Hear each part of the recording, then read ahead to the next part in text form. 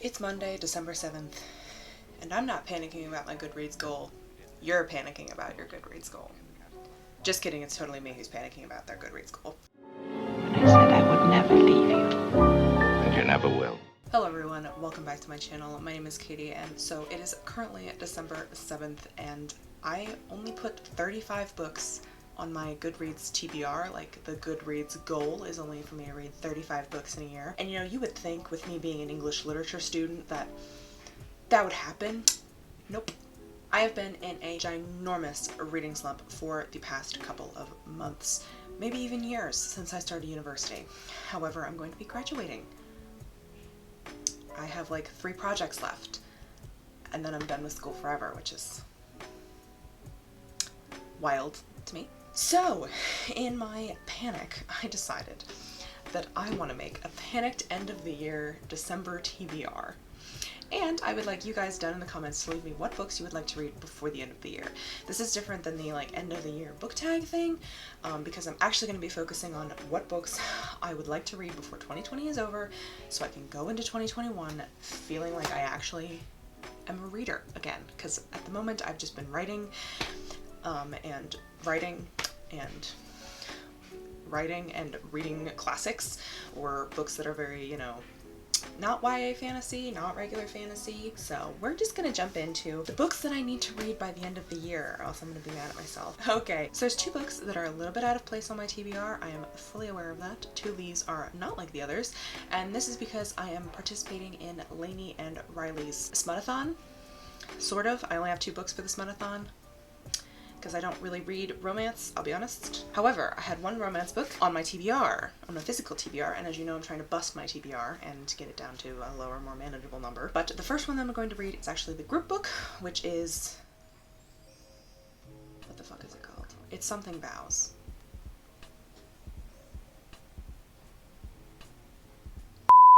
So the group book is Tangled Vows. I've just looked it up, and it is by Anna Stone. This is a WLW fake relationship book where the main character, I believe, is an escort who ends up married to a female CEO, is what I have gathered from the video. I do not read descriptions of things. I love fake dating. This is the group book, so of course I had to pick it. It's also WLW, so I can't resist. So I'm going to be reading that one. It's on Scribd and I believe Kindle Unlimited. And the second book, which is one that I am not even sure fits the smut category. However, it's on my physical TBR, so I'm going to be reading it, or trying to.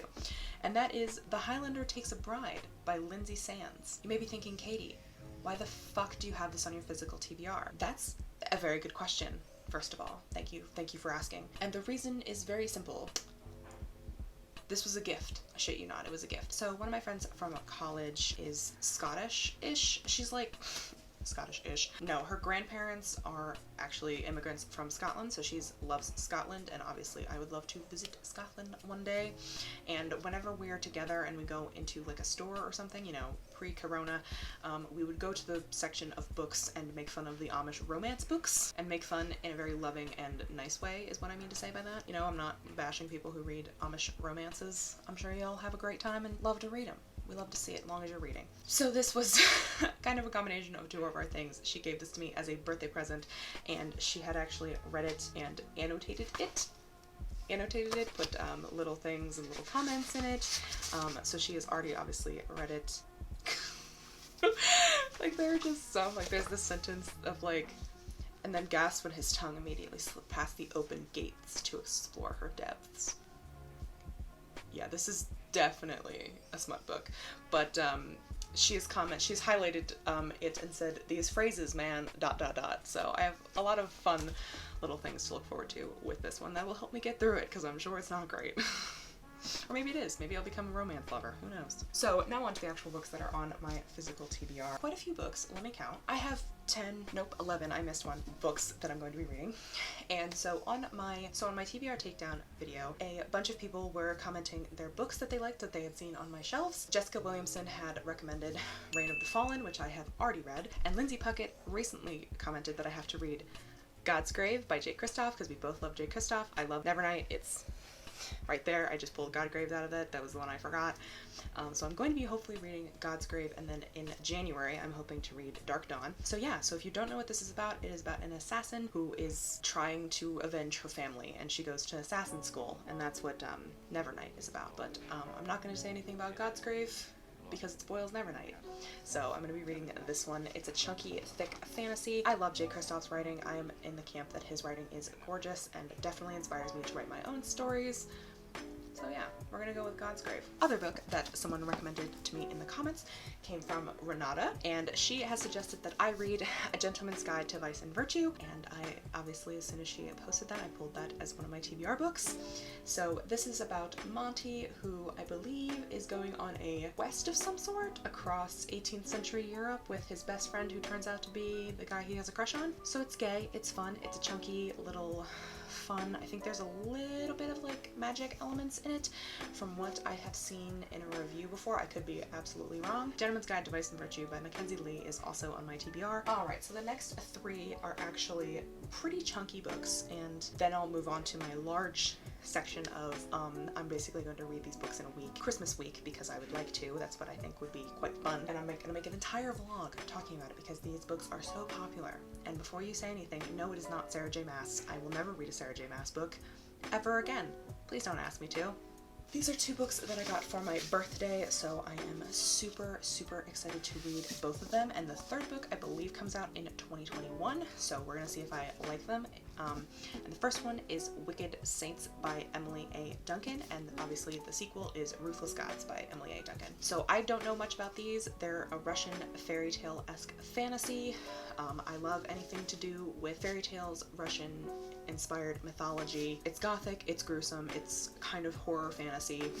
It's blurbed by one of my favorite authors in the entire world, Russian Chakshi, and I follow Emily A. Duncan on Instagram, and I would like to support her books because I think she's a cool person. So yes, these books are supposed to be really great and also super full of fun fantasy tropes. Really hoping that perhaps these books could be good comp titles for The Wrath King, because I am going to be looking to query in 2021, potentially, depending on the feedback of The Wrath King, but we shall see if I enjoy them and if I'd even want to comp title these, because I personally don't know, but they're gothic, which is what I'm hoping to go for in The Wrath King. So we'll see. The next book is one that goes on the list of books that could potentially be comps for my book, and that is There Will Come a Darkness by Katie Rose Poole. This is the first book, and I believe a fantasy trilogy. This has a bunch of POV characters, I believe, and also has to deal with the end of the world and a prophecy. So that's all I know about it. Also, look at this cover. I mean, look at, honestly, they make covers nowadays so beautiful. Like, literally all of these covers are so gorgeous. Like, whoever is in cover design is fucking nailing it. So my next book, my final book before I get to the series that I'm hopefully going to be binging, is probably my most anticipated release of 2020, and it arrived on the 1st. I posted about it on Instagram. I cried the first time I held this book because I'm so excited to read it. I have already started, and that is A Sky Beyond the Storm by Saba Tahir, which is the fourth book in the Ember in the Ashes quartet. This is the fourth book, the final book. I'm so excited. I've been waiting for this book for 2 freaking years, and I was like literally holding it and like just cradling it to my chest because that's how much this series means to me. If you pick any of these books off of my TBR to read, please pick up the Ember in the Ashes series, and I'm so excited to read this and put it with my collection and cry a lot, because I'm sure I will. I cry at every single one of these books. Every single one of them. Anyway, I can't tell you much of what this is about because spoilers. However, it has magic, it has an age-old war, it has wonderful female characters. I love Laia and Helene. It has such good female representation in this book, and also has a great narrative about surviving war and sacrifice and the brutal horror that is being oppressed. And I love, love, love Elias. I am absolutely obsessed with these books. They're so amazing. It's a YA fantasy. It reads super fast. You will get through it in no time. I literally read the other books and they maybe take a day to read. This book will not be on the physical TBR for long. I want to dive in, but I have homework to do. Ugh, damn school. And finally, the last 5 books on my TBR are actually going to be part of a series read that I'm going to be doing, and that is, let me try to hold all of them up together. The Grisha series by Leigh Bardugo are the books I'm gonna try to cram. So I only have 5 of, I believe there are going to be 7, or there's 2 spin-offs after the end of the original trilogy. So there's the original trilogy, a duology spin-off, which I believe is getting a 3rd book. That was a shocker on Goodreads the other day. And there are 2 books that are from one of the characters, another character in this trilogy series point of view, along with one of the characters from The Six of Crows. So I've read Six of Crows and half of Crooked Kingdom. I stopped reading Crooked Kingdom because I was falling into a reading slump. Hey, it happened. So I'm going to be rereading the series from the beginning, so hopefully I get a new, fresh take on it. I do know that these books were published a long time ago. Not a long time ago. When were these published? This was published in 2012, so I know the original series, which, in case you don't know, is Shadow and Bone, Siege and Storm, Ruin and Rising, which I keep wanting to say Ruin and Rising. It's Ruin and Rising. These editions are also beautiful. These are gorgeous. Look at these beautiful editions. Look at there's the deer on with the antlers, and the serpent, and then the phoenix. Oh, they're so pretty. They're so pretty. Oh my god, I'm gonna die. I absolutely... I love these covers. I love the way they look because I don't really like the original covers. I'm gonna be honest, 2012 was a rough time for cover design. Not gonna lie. And then there is Six of Crows, which is the first book in the duology spin-off. And then of course, the final book is Crooked Kingdom, which I pre-ordered this book, so I obviously have the hardcover, whereas the rest of my books are paperback. I am also annoyed by this, don't worry. But it does have the fun sprayed edges. I think I still have the place where I was at in the book still. Yep. I was on page 300. I was about literally halfway, I think. Over halfway. I was over halfway done and I didn't finish it. I know. I'm a terrible reader. So yes, those are I'm going to be trying to binge all together because I don't think they'll take me very long. I think Six of Crows I read originally in maybe 2 days, and then I'm sure I can fly through these guys because they are, despite looking chunky, they are a YA fantasy, so obviously the world building is not nearly as complex. I already know of the world and how the world works from having read Six of Crows, and I really love the prose and the way that Leigh Bardugo writes, so I'm interested to kind of see her progression as through her books, kind of from a craft standpoint to see how far she comes from Shadow and Bone compared to Crooked Kingdom. And obviously she's come out with King of Scars and Rule of Wolves? Something Wolves is the other Nikolai book. I know it's a Nikolai book because I read, not spoilers, but I vaguely know who Nikolai is based off, I know he's in this, is he in the second book? He comes in the second book? One of the books. He comes into one of the books. But yeah, so this is a YA trilogy. It is about a fantasy world that is on the brink of war because the magic users are being hunted, I believe, for their magic, and so our main character, Alina Starkov is a special gal. So I'm excited to read these and jump into them. I think I'm going to read these the week of Christmas because I'm not doing anything the week of Christmas. I'm taking that week off from writing, I think. Maybe not, I don't know. The week of Christmas I always have a ton of time, and now that I'm going to be done with school I will hopefully have more time. We'll see. Or I guess when you're saying this will be the 10th, so it's 31 minus 10.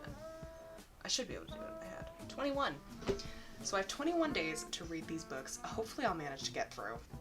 So yeah, those are all the books I'm going to try to read in December. Please send me good luck.